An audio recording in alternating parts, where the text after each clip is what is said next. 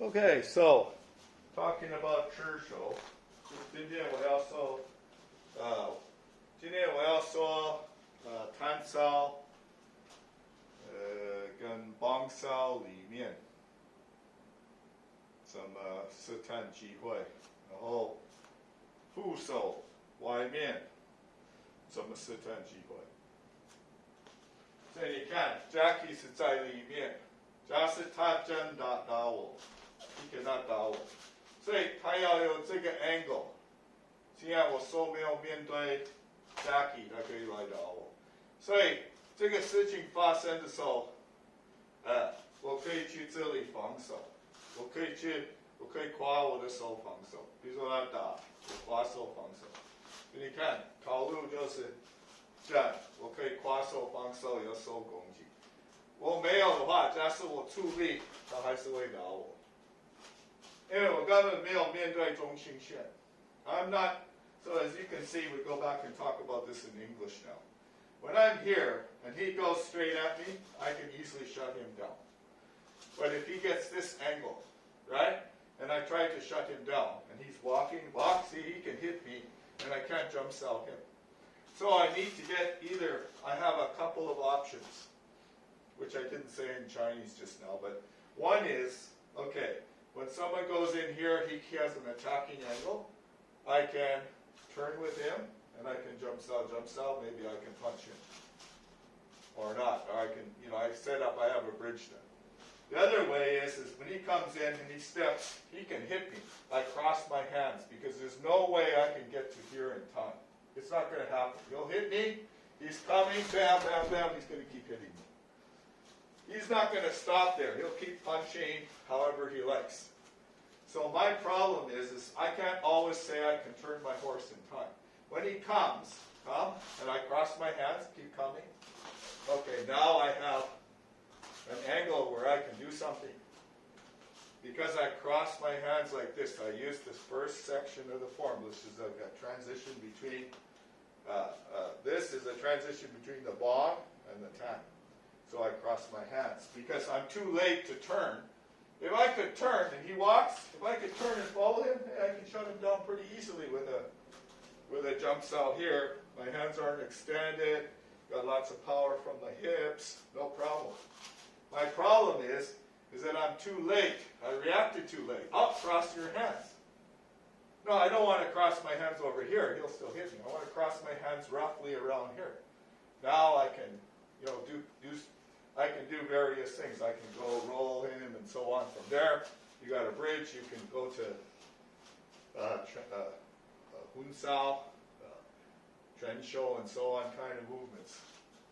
So the other way is that when he comes and he's got an angle, I step with him. I step this foot. I don't have to turn with him. If he comes and he has this angle and I turn with him, he's still going to hit me. This is not just a hand. This could be a glove, a punch to your face. Because you think you should turn your body outside. Well, he just throws that punch.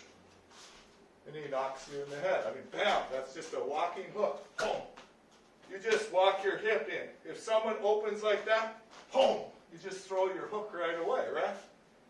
This is not a hook punch. A hook punch is you snap your hip. It's quite quick. It doesn't have to be a full quarter turn of your hips.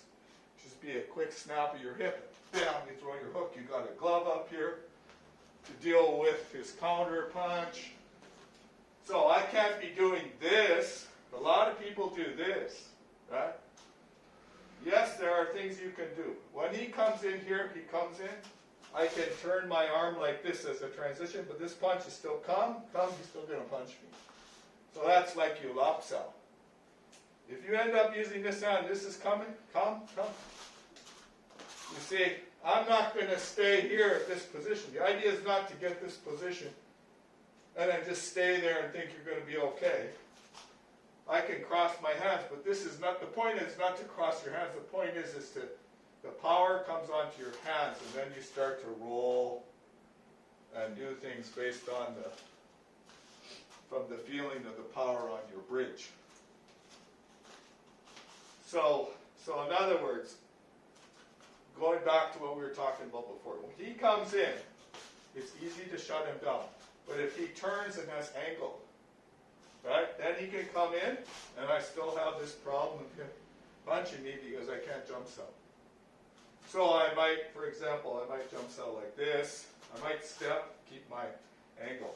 Now, one other way is when I'm completely out, and he's already got my hands and he comes. Okay, that's gun show. That's a gun show change. So you might go this way, and then you lap cell, and you go into your jump cell, lap cell kind of stuff. So basically, this is what I'm talking about. You want to be able to counter the person who's coming in on the inside. Now, when I'm on the inside, I'm never going like this. I'm getting angle. He needs to follow me in order to set up his attack. It's not like he follows me. It's not like we're doing what we call in Chinese Tao Zhao, where you do something, I do something. A lot of Chinese forms are like that. That's total nonsense. You can, I'm not saying it's total nonsense, but you can do moves.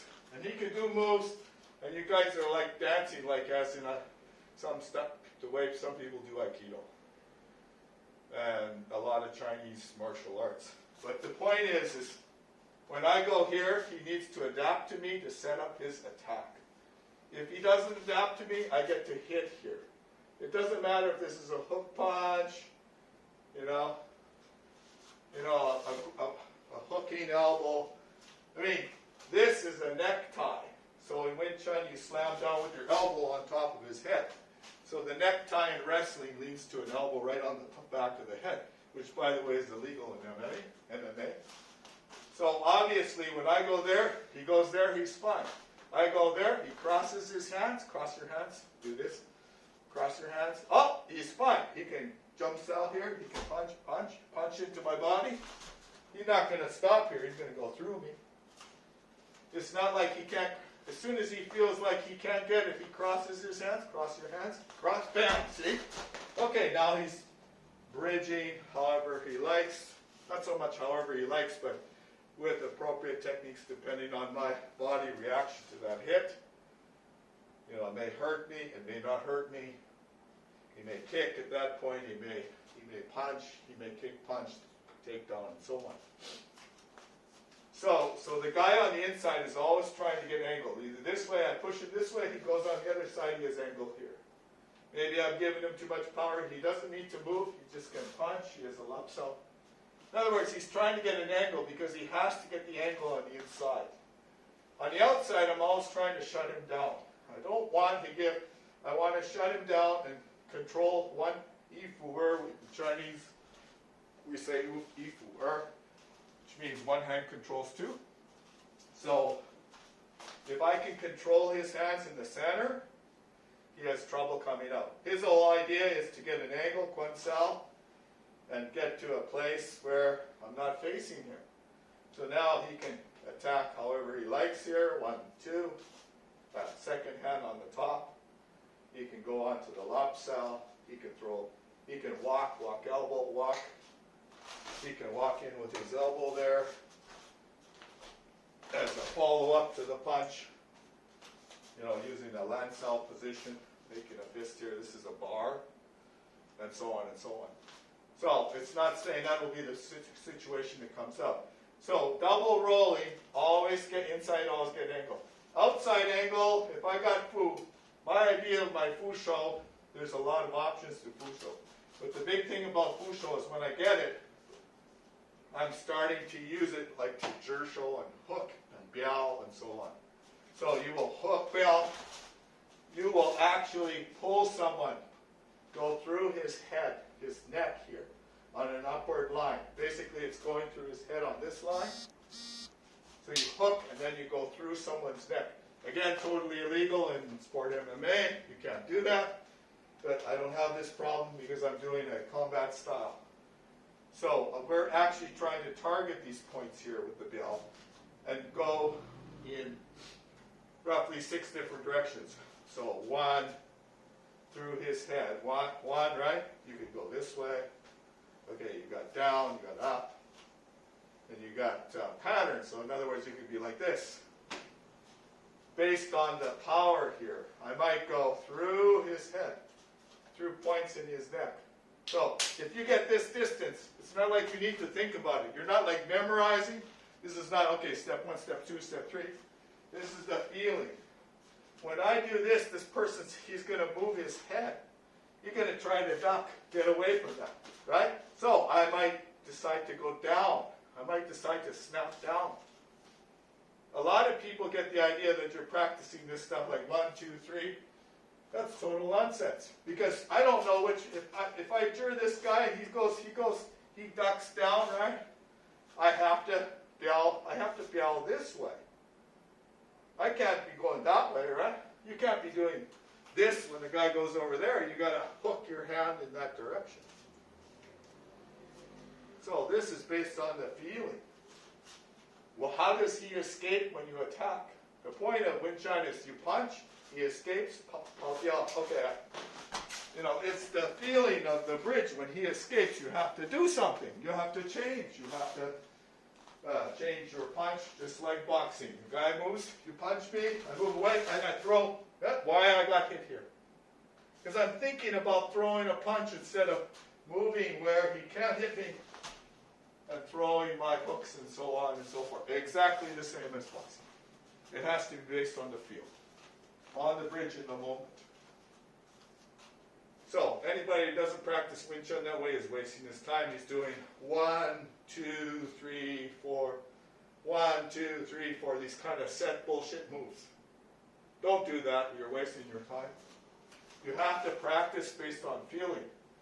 So talking about the other pattern of rolling in basic Wing Chun is like this. So we have a Bong Sao and a Tan Sao, and a Fu Sao, and he has a Bong Sao, Tan Sao. So this kind of thing, we're kind of like 50-50. Usually people start out with the 50-50 roll. So in other words, if I press in here, I give him an automatic lap sao, relax, lap sao, easy for him.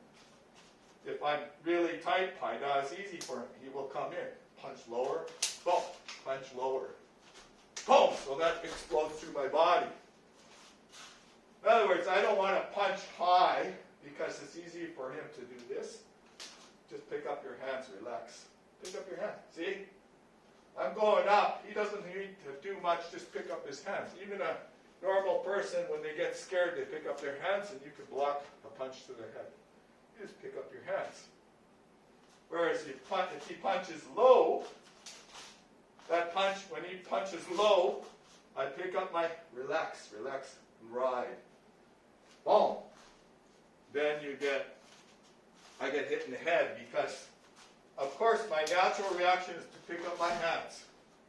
To pick up your hands, whether it's karate, taekwondo, just an untrained person, pick up their hands. They get scared, they pick up their hands.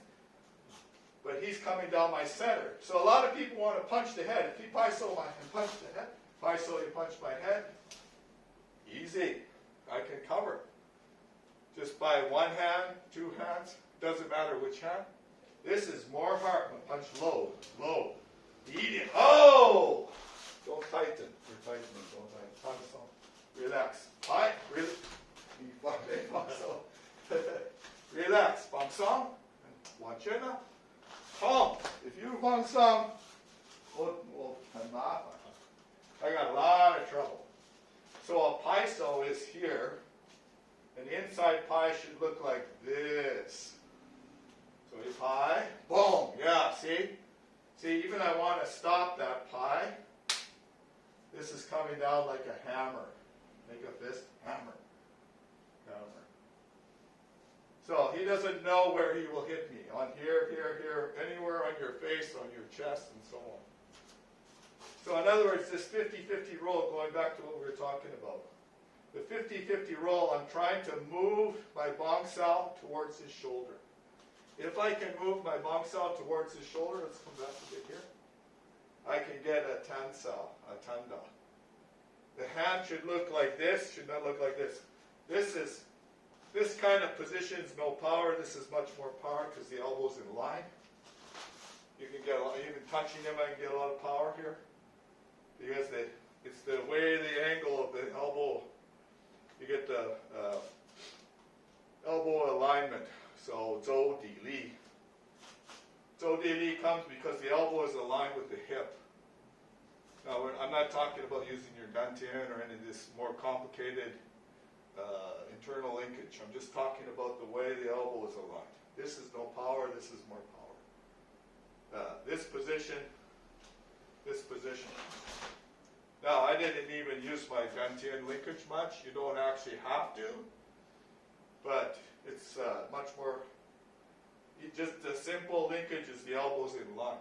So, again, when we're going back to this thing, I use my bonk out to set up. I can go to his shoulder, I can pull him here, I can hook him here.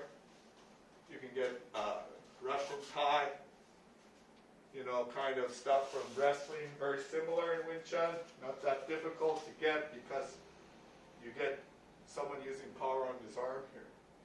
So when someone fights your bonk sao, when I bonk sao and he fight my bonk sao, see, that's why I would tan. If he fights bonk sao, I feel pressure here. There's no point in trying to bonk sao him here. But now tan is easy. Lots of stuff is easy when he presses against you. So a punch coming in, and you try to tan that, and you fail, you bong, you tan. Okay, now I have a position to lock my leg in here. Like a lot of people pick up their feet and drop sweep. Not so good. Why don't you just twist into the corner? Why do you people in Wing Chun do this drop sweep? Yeah, not bad, but you do have a horse that you can twist on someone, right? That's what makes Bagua so interesting, such a good style. People say, oh, Bagua doesn't work. These people don't know what the fuck they're talking about. This is a very famous combat style, Bagua. And by the way, He Chi Da looks very similar. And what do you know? They say the founder of Aikido studied Bagua. And you can see some very interesting throws there. So this arm coming this way, someone pushes power here. You can pie that. You can tanda that. If he fights your bong sao, you can lap sao him. This is going down into the root, right? Not trying to punch his head because the guy's coming this way. You punch his head, you miss his head. He's coming, when you pull someone down here to this position, he's not going to be up here. So in other words, if I get him to do that, I push on him and he laps out me. My body's coming down here. If you punch up here, I'm trying to get a grapevine on his leg right away if you're a grappler, right? Of course he will. He needs to punch me in the root. Oh, how I grapevine you punch. Boom! There's no grapevine there. There's no simple double leg and so on there. That's not going to happen. But if he punches my head, yeah, thank you. I'm pushing my head in there. And I'm not going to stay here and give him the guillotine. So yeah, you have a problem is when you try to punch someone in the head, when actually he should be going down as low as he can to the root. So basically, the bong sao sets up. If I feel pressure here, it's just too easy to pull that into me. If he doesn't give me any pressure, then I can move him. I can move my hands where I want. If I feel pressure on his body, you can move into his power that way. So, a lot of times in Wing Chun, you don't see the same move. You can't let's practice this one and then do this one and do that one. This is Tao Zao. This is something we don't do. Wing Chun's based on feeling.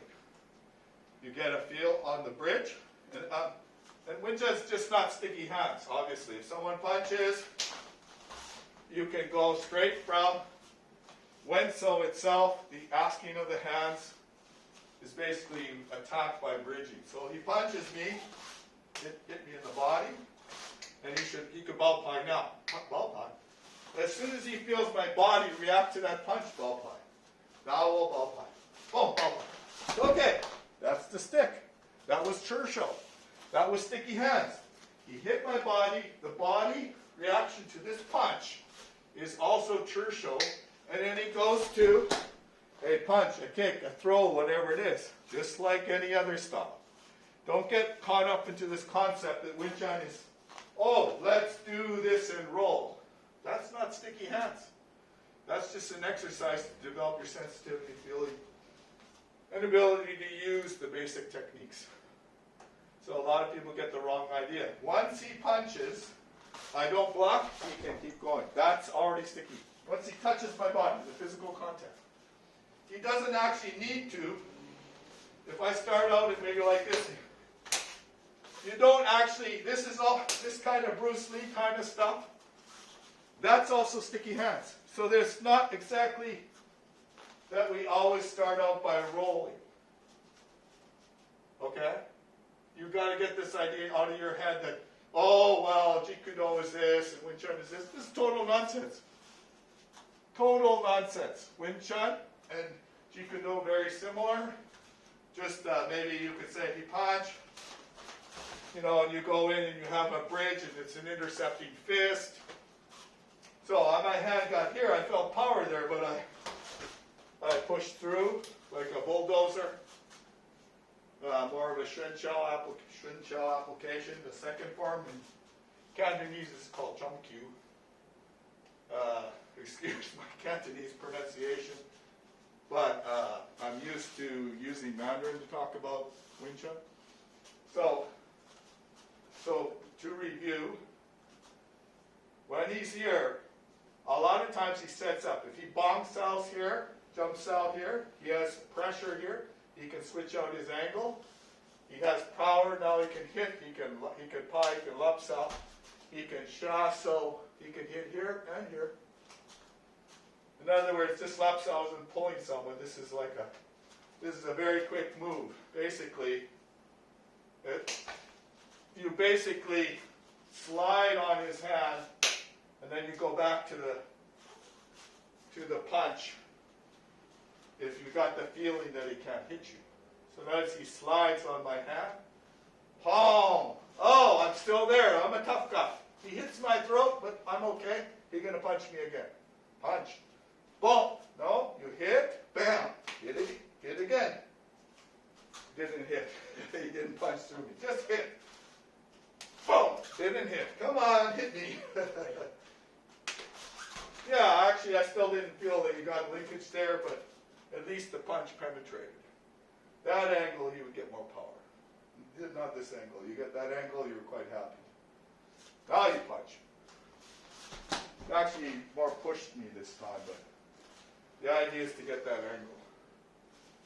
So, in other words, I bong sow, I jump sow. If I feel pressure here, I can switch to the tan jump situations. I can catch his leg. Don't do this. This is an automatic foo, like jur, jur, jur, jur. Foo, hit foo.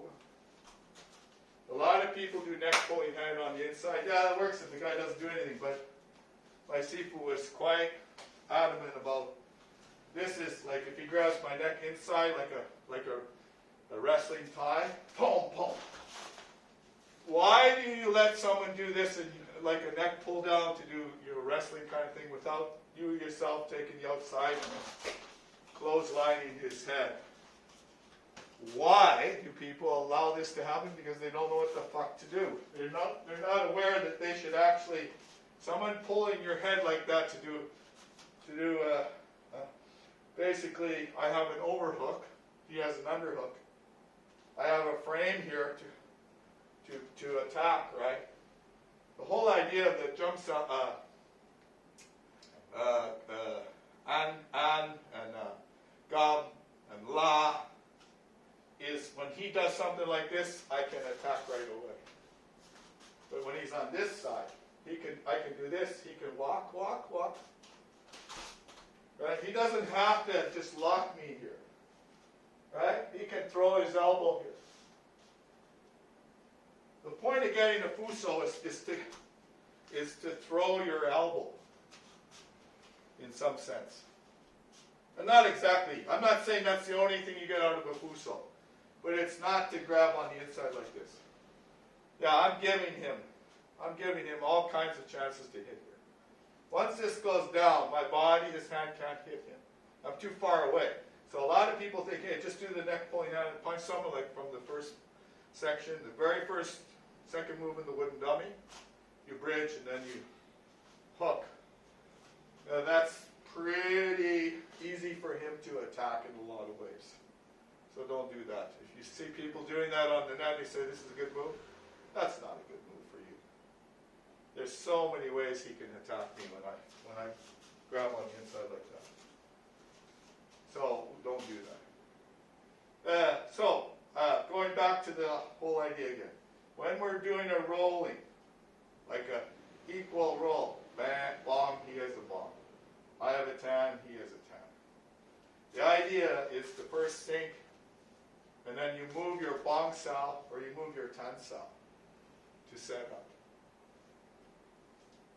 So when I go like this and he fights me going this way, that's why I turn.